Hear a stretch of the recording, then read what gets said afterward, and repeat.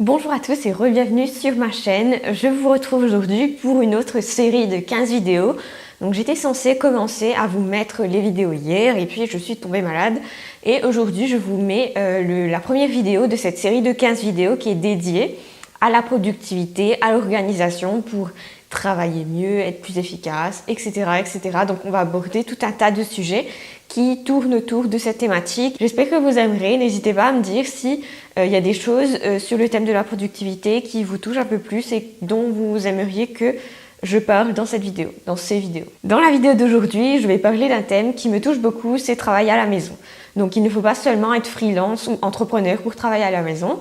Des fois quand on est en congé, on travaille à la maison. De nos jours, le télétravail est de plus en plus accepté et du coup les gens doivent trouver un nouveau moyen de travailler à la maison. Donc les avantages de travail de chez soi sont nombreux. Déjà, il y a un gain de temps par rapport au transport, au fait d'aller sur place au travail, que ce soit en voiture ou dans les transports en commun.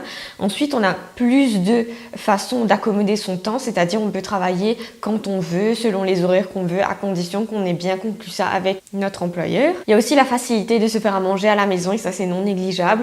Ça économise de l'argent si par exemple vous mangez à la cantine quand vous êtes au travail. Et enfin, l'argument le plus important, c'est le fait de travailler sans pression tout en étant vraiment confortable à la maison. Première règle, c'est de bien garder ses horaires. Donc déjà, le fait de télétravailler vous donne la possibilité d'optimiser vos horaires en fonction de ce qui vous arrange le plus. Donc par exemple, si vous êtes une personne du matin, vous pourrez vous réveiller plus tôt pour aller travailler.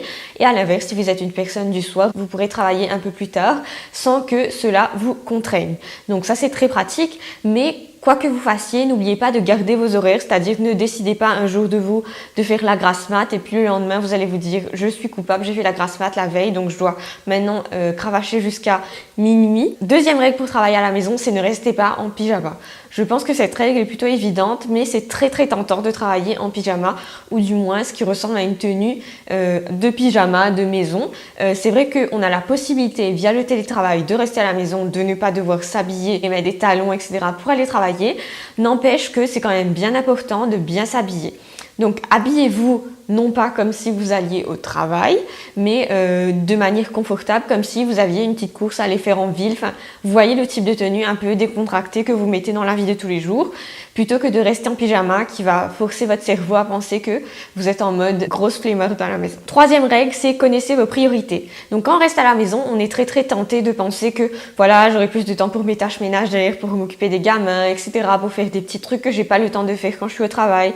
Oui et non. Donc c'est un piège parce que si vous commencez à penser comme ça, vous allez toujours trouver une priorité autre que votre travail, où vous allez faire le minimum dans votre travail et vous allez faire d'autres tâches en fait qui n'ont rien à voir parce que vous avez l'impression que vous avez tout ce temps disponible.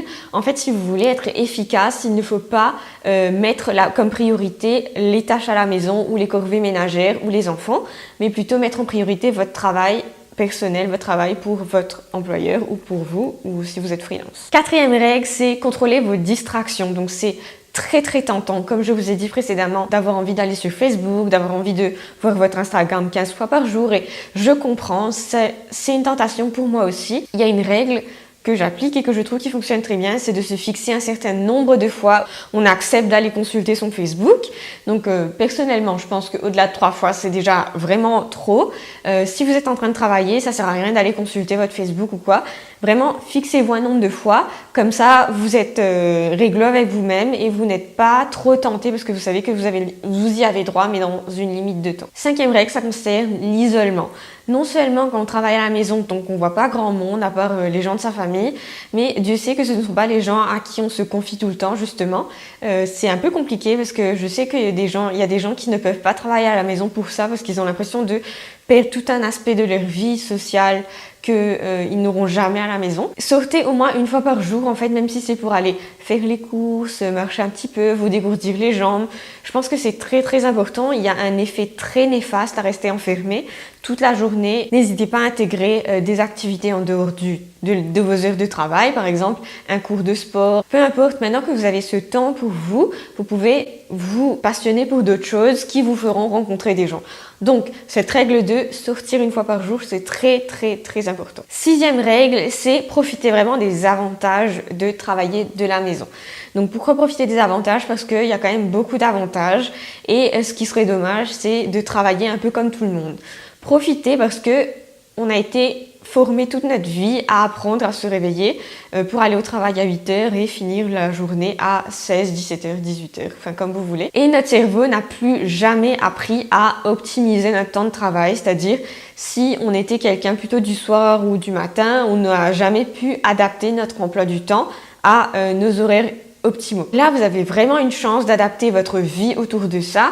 Donc, par exemple, profitez-en des vrais avantages, de pouvoir aller faire les courses le vendredi et de travailler chez vous le samedi. Je sais que ça paraît absurde, mais ça demande un petit travail mental et ça facilite vraiment la vie de tout réorganiser, de repenser toute sa vie autour de comment on fonctionne soi-même. Et enfin, 7e point, mais je pense que c'est assez évident, c'est de planifier. Et cette fois, ne vous contentez pas d'avoir un planning au mois. Essayez d'avoir un planning à la semaine en mettant des horaires détaillés avec toutes vos tâches détaillées. Donc voilà, si ça vous intéresse, j'ai mis en lien de cette vidéo une fiche. C'est la première fiche des 15 séries. Une fiche qui est un planeur en fait pour vous organiser à travailler à la maison. Donc c'est pas exclusivement pour les gens qui travaillent à la maison, mais c'est aussi pour des gens qui doivent travailler au bureau et qui ont besoin de noter des trucs. Donc cette vidéo est officiellement le lancement de la série de 15 jours sur la productivité et l'organisation. N'hésitez pas à revenir demain pour voir l'épisode 2. Je vous dis à très vite et prenez soin de vous.